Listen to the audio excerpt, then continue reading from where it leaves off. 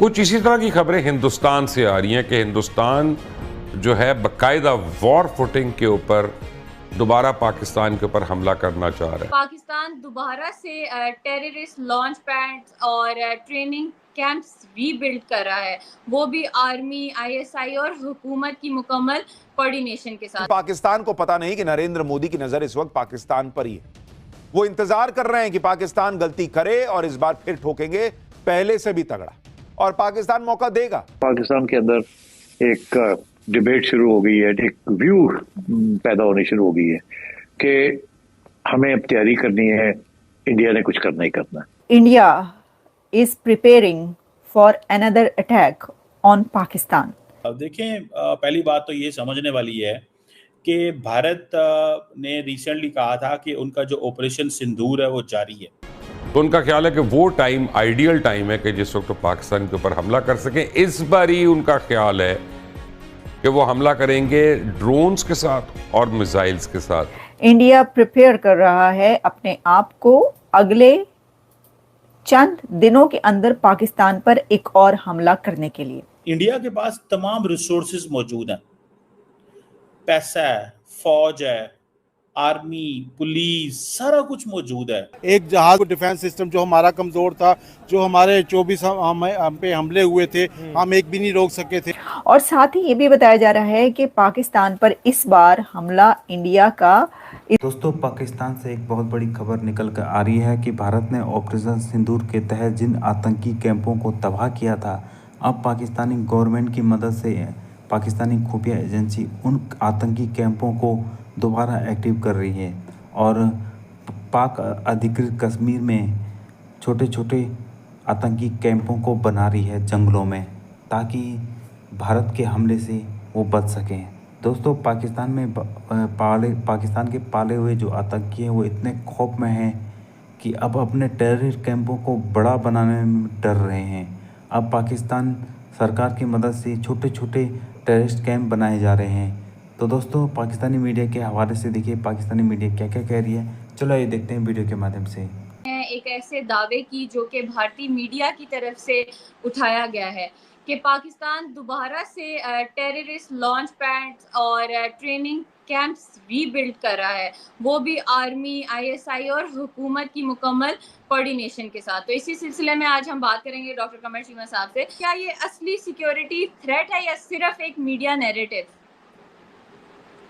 Ji, thank you Dua. देखें, पहली बात तो ये समझने वाली है कि भारत ने रिसेंटली कहा था कि उनका जो ऑपरेशन सिंदूर है वो जारी है। अगर आपको याद हो, थोड़ा अर्सा पहले प्राइम मिनिस्टर मोदी ने जब ऑपरेशन सिंदूर उन्होंने किया पाकिस्तान के खिलाफ और पाकिस्तान में कुछ 8-9 शहरों पे हमले किए, तो नरेंद्र मोदी साहब ने उसके बाद कहा जनाब कि ये ऑपरेशन सिंदूर चल रहा है, ये ख़त्म नहीं हुआ और ये चलता रहेगा। इस पे जारी बात है जो गवर्नमेंट ऑफ पाकिस्तान है वो मुसलसल इस चीज़ को कर रही है, ऑब्जर्व कर रही थी, और गवर्नमेंट ऑफ पाकिस्तान ने इसके ऊपर काफ़ी काम भी किया हुआ है कि हमें कैसे चीज़ों को लेके चलना है और क्या करना है। बहरहाल ये अपनी जगह पे एक चैलेंज जो है वो मौजूद है, लेकिन देखना ये है कि इंडिया ने ये जो नई बात शुरू की है कि जनाब हम तो टेरर कैंप बना रहे हैं। अभी तो देखिए, इंडिया के पास तमाम रिसोर्सेज मौजूद हैं, पैसा है, फौज है, तो ये चीज़ें उस वक्त सामने आई। अब दोबारा देखिए इसकी सिग्निफिकेंस है। अब ये स्टोरी जो है ये इंडिया टुडे में और बहुत जगहों पे आई है कि जी पाकिस्तान जो है वो टेरर कैंप बिल्ड कर रहा है, लॉन्च पैड डिस्ट्रॉयड हमने कर दिए थे ऑपरेशन सिंदूर में, और ये स्टोरी सोर्सेज से आई है। और उन्होंने कहा जी पाकिस्तान की आईएसआई और आर्मी जो है नए कैंप्स के ऊपर दे, मतलब ये कि हमने पिछले तबाह कर दिए। तो इसको अगर हम देखें तो इसके मल्टीपल मीनिंग है। पहला मीनिंग तो ये है कि देखिए keep telling people that we are vigilant. Second meaning ये है ऑपरेशन सिंदूर चल रहा है, हमें शायद पाकिस्तान पे दोबारा हमला करना पड़े और हम करें। थर्ड ये है कि इसका मतलब ये है कि हो सकता है ये वहां पे क्रैकडाउन तेज कर दें। इंडिया प्रिपेयर कर रहा है अपने आप को अगले चंद दिनों के अंदर पाकिस्तान पर एक और हमला करने के लिए। अब देखिए, जैसा मैंने कहा कि कुछ पाकिस्तानी मीडिया पर ये चल रहा है, हो सकता है कि इंडियन मीडिया पे भी चल रहा हो, मेरी नज़र से ना गुजरा हो, गुजरेगा तो वो भी हम आप तक पहुंचाएंगे। जैसे कि हकीकत टीवी और कुछ और ऐसे चैनल ये कह रहे हैं, अभी के अभी खबर ये आई है कि इंडिया तैयारी में है, बल्कि तैयारी हो चुकी है, भारत की तैयारी हो चुकी है पाकिस्तान पर एक और हमला करने के लिए। और साथ ही ये भी बताया जा रहा है कि पाकिस्तान पर इस बार हमला इंडिया का इजराइल के साथ मिलकर होगा, यानी ये कि इजराइल भी इंडिया के साथ होगा पाकिस्तान पर जो हमला किया जाएगा। और ये भी साथ में कहा जा रहा है कि ये जो पाकिस्तान पर इस बार हमला किया जाएगा वो ड्रोन्स उसके अंदर यूज़ किए जाएंगे, उसके अंदर जो साइबर फोर्स है वो यूज़ की जाएगी और ड्रोन्स के थ्रू जो है वो ज़्यादा इस जंग के अंदर इस्तेमाल होगा, यानी एक और नई जंग की बात की जा रही है।